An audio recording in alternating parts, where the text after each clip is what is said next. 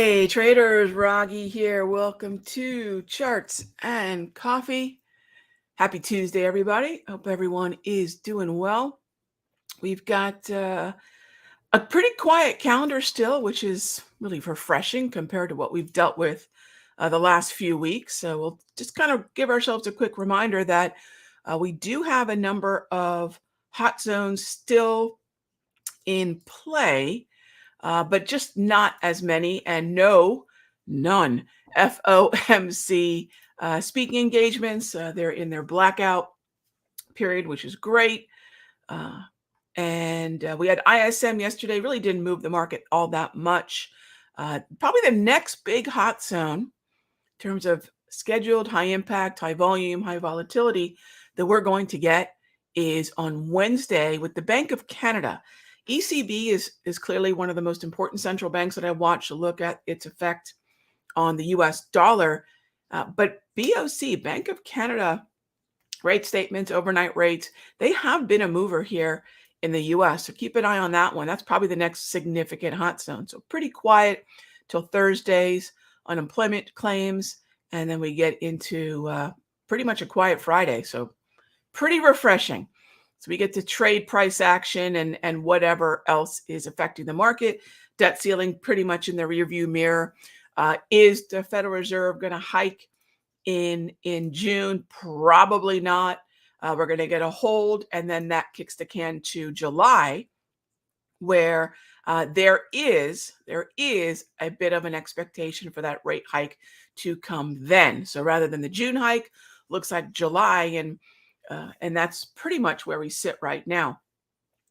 Then we move on to what it is. Well, got to talk a little bit about Apple, mainly because if we think about Apple, we're jumping into what is it that we are looking for in terms of the heaviest weighted stock in the NASDAQ, in the XLK sector, which is weighted within the Dow and the S&P and the NASDAQ. What is it up to now? Do people really care about that headset or not, right? Do we really care about the headset or not? I'll tell you, I am long Apple, but in all transparency, I could have had better timing on this one because I really did fade in some ways the WWDC event, probably a little too early, but we're sitting okay this morning. But ultimately, this is an uptrend. So Apple's fate sitting with this what is it, a headset, this VR augmented reality? Do we really need? I don't know. Everyone's gonna make fun of this like we do every single new iPhone. Then this 3,500 pair of goggles so we can augment our pages, documents. It's going to come out and it's going to sell like hotcakes. Let's be real.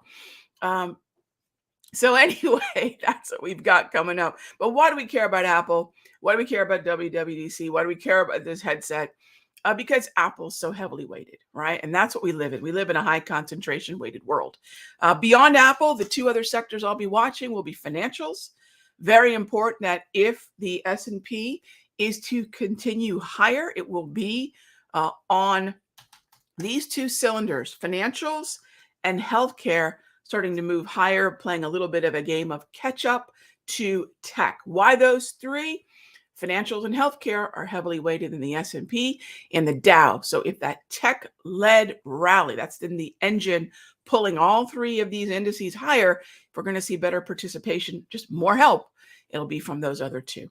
All right. So as always, gang, if you have any questions, feel free to type them on in, whatever symbol, time frame, favorite color, whatever it is, let me know. Type it on in. Good morning, Ann, from our training room. Having the levels so clearly on the weekly report. Oh, right. This week in the markets. I appreciate that, Ann. Yeah, we have a lot more charts in this week's issue as well. You could check out This Week in the Markets at www.thisweekinthemarkets.com. All right. So thanks, Ann. I appreciate that. Will I be buying the new unit? Editor, I'm not going to, probably. I may not be an early adopter. I seldom am. Let someone else deal with the first version and then maybe the second or third, I probably will. Um, yeah, I probably, I'm not gonna lie, it's kinda cool. All right, yeah, but the real question is, does it make, an impact on look, I think Facebook's gonna come out, they've got their new pancake lenses, they're gonna come out with probably a headset 10x less cost, uh, no exaggeration, than Apple's $3,500 unit, but we'll see. We'll see what happens. Um, it was easy to forget about virtual and augmented reality with this AI conversation. All of a sudden, here comes all these VR, AR goggles, and we're already moved on to AI. It's kind of funny how our interests just kind of migrate. All right, PLTR. What is beautiful uptrend on the daily? What are my thoughts? Number one, it's an uptrend. Number two, it just punched up to a higher high, and that tends to keep the bullish momentum and buying the dip, right? Because let's face it, I don't want to be a buyer at the higher high. But when I see something like PLTR, what I want to do is I want to jump on over to, here we go. I'm going to jump on over to, uh, take a peek here. This is TradingView. Take a peek at TradingView. And what I would like to do is find out, because it is a sub $20 name, if I pull up the action for this year, where is the volume? Where is the point of control? Where are those levels that attention's already hit? Right now, we're well above the point of control, which was down around $8 and change, and not much else up in this area other than the uptrend. So, I think buy the dip, whether that be a 21 EMA, whether that be a Fibonacci retracement, whether that be the 34 EMA wave, that's really up to how aggressive we want to be on that pullback buy. All right. So next up is, let's see. Next up, Praveen asks, is it possible to release the printed version of This Week in the Markets over the weekend so I can set up alerts? Number two. Praveen, it's going to go on a Monday. Yeah, it's going to go on a Monday. It's tough to ask folks to, tune in on the weekends and start working on a Sunday night or Saturday.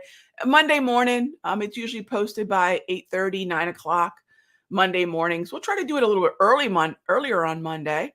But yeah, probably not on the weekend. All right, next up, let's see what else we have here. Lynn mentions that, let's see, Unity is being added to the S&P. Yeah, I think at the end of the day, it's all about weighting, right, Lynn?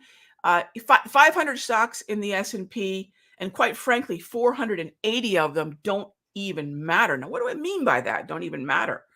They're weighted so insignificantly compared to the top 10 to 20 names that in order to make an impact on the index, those very low weighted names have to have outsized point moves. Therefore, when we have rallies, gang, and this is where when people talk about broad-based rallies, it's really sort of a misplaced thought. When we're looking at sort of these equal weighted indices, that's a misplaced idea. And here's why. Because that's not the world we live in. Do I care about broad-based rallies?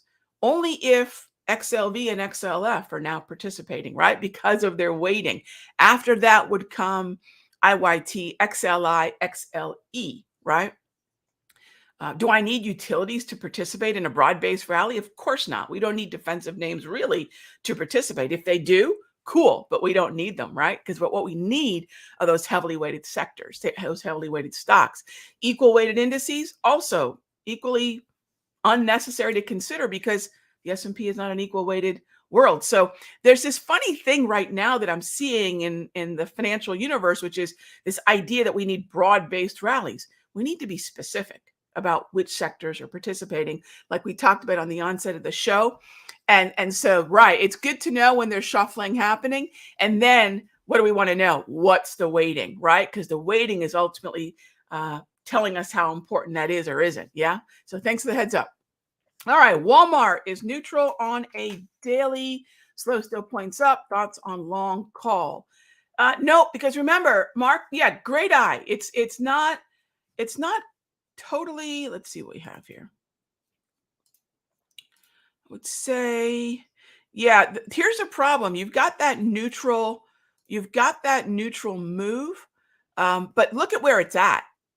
I mean, if we were looking at the timing of the slow stow, it was really, let's zoom in a little bit, and great eye for the neutral and great eye for the slow stow, but that was really way back at the end of May, right? It's already following through. So do I have thoughts on a long call? The train has left the station, right? We've already left the oversold zone for this one. So we'd either need to talk about maybe an overbought at some point, but I'd rather be long. So I agree with you. But yeah, the train left the station. So let's see if we get another shot at it or not. All right. Let's see what else we have here. Uh, Exxon. Let's take a peek. And you, sure. All right, so here's Exxon. Exxon's been, for the most part, gang, XLE has been really struggling as crude oil has been struggling. And even though OPEC has their production cuts in place, they held their production cuts. The compliance for the cuts by namely Russia have been low. So no one's fooled here, right? Just because cuts are what their policy is, just like a central bank has monetary policy, OPEC sets the policy for the production of crude. And if compliance is not high, then production cuts really aren't real. And so we can see how heavy crude has been because, frankly, there's still too much supply. At the end of the day, gang, the things that we learned in what was it, middle school or high school are still very much in play. Supply and demand. When did we first start learning about that, right? Supply. What is supply? Suppliers, sellers. Sellers are what? They create resistance or a ceiling, right? So we have too much supply and we have not enough demand. And it's the same story on Natty. And then that's going to affect Exxon. That's going to affect Chevron. That's going to affect the XLE. All of these are still struggling. These are still struggling and probably will until crude gains some traction. And by the way, it's really difficult. It's really difficult for a longer term rally, a sustained rally, to establish itself on simply curtailing supply. It really has to be met with increased demand. And that's not what's happening with crude nor natty for that matter. All right, as far as you goes, it's really a non-story here, gang. Everybody knows the news. It's going to move up higher. I'm not going to chase anything like this. Funny enough, it was in a downtrend. It was in a downtrend before the news, right? And it shot up, but this is for right now.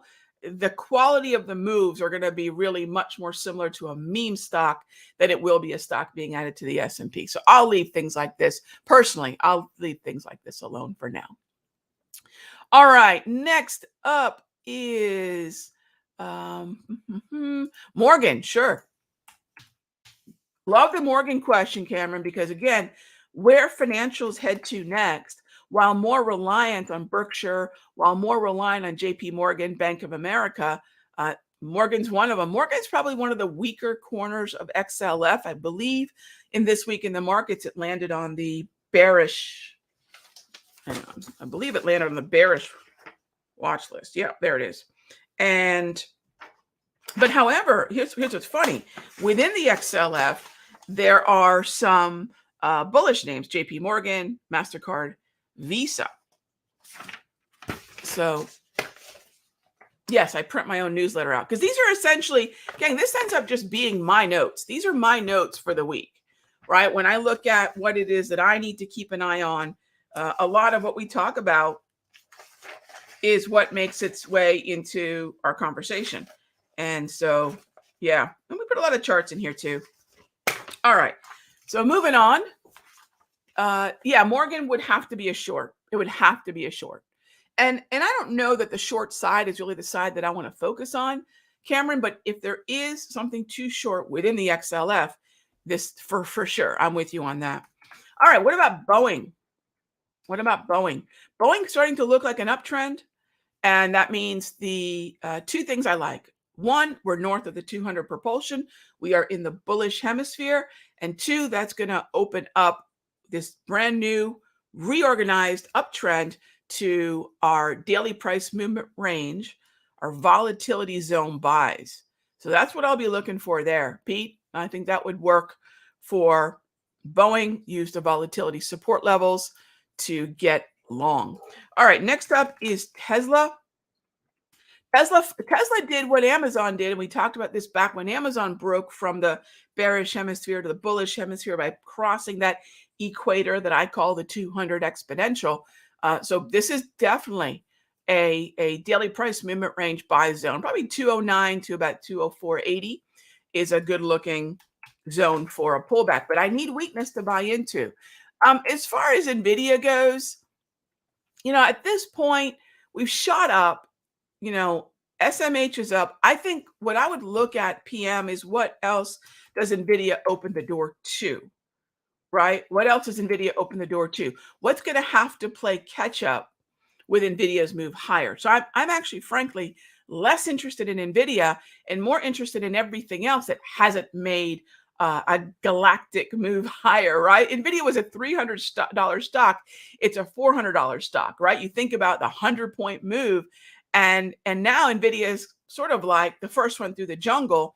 Now I'm wondering what's going to follow, right? So I'd like to focus on other uptrending names in the SMH to buy a dip. Maybe it's MU, maybe it's TSM, maybe it's going to be those kinds of names. Maybe it's AMD, but I'm not really focused on Nvidia. It's already made the monster move, so now it's sort of like, all right, who's next? Who's gonna jump in? Which other boat is gonna jump in on this rising tide? All right, all right. Next up is any thoughts on Costco? All right, let's go take a peek.